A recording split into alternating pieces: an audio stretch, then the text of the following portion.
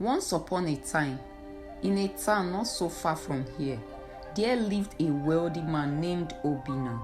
His wealth was the talk of the town.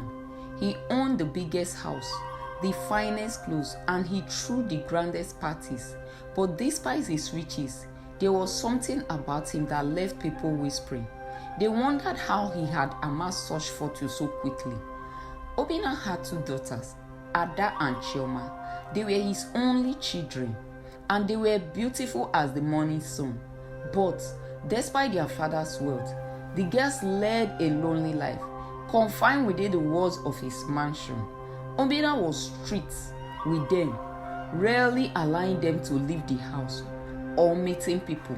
He said it was for their protection, but the daughters sensed something darker, a fear in their father's eyes whenever they asked about their freedom and how their mother died mysteriously after a brief illness. Now, here is where the story takes a turn. It was said that Obinna's wealth came not from any honest labor, but from dark rituals he practiced in secret. As the story goes, Obinna had made a pact with some dark forces, a pact that required him to sacrifice something he held dear in exchange for riches beyond imagination. And what could be dearer to a man than his own flesh and blood? They say that each time he needed to renew his wealth, he would call upon Ada and Chioma under the guise of a fatherly talk. But instead of talking, he will enchant them and perform vile acts that brought him the money he so craved for. He silenced his conscience by telling himself it was for their future.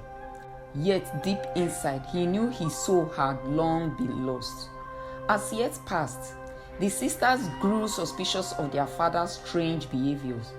They knew something wasn't right, but they didn't fully understand what was happening to them. They were just young girls, after all, trapped and isolated. But Ada, the older of the two, was sharp-witted and brave.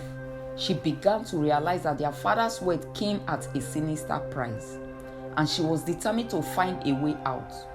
One day, a young man named Kelechi entered their lives. He was a simple farmer's son, but he was kind, gentle, and most importantly, he treated Ada with respect and kindness, something she had rarely known. The two started meeting in secret,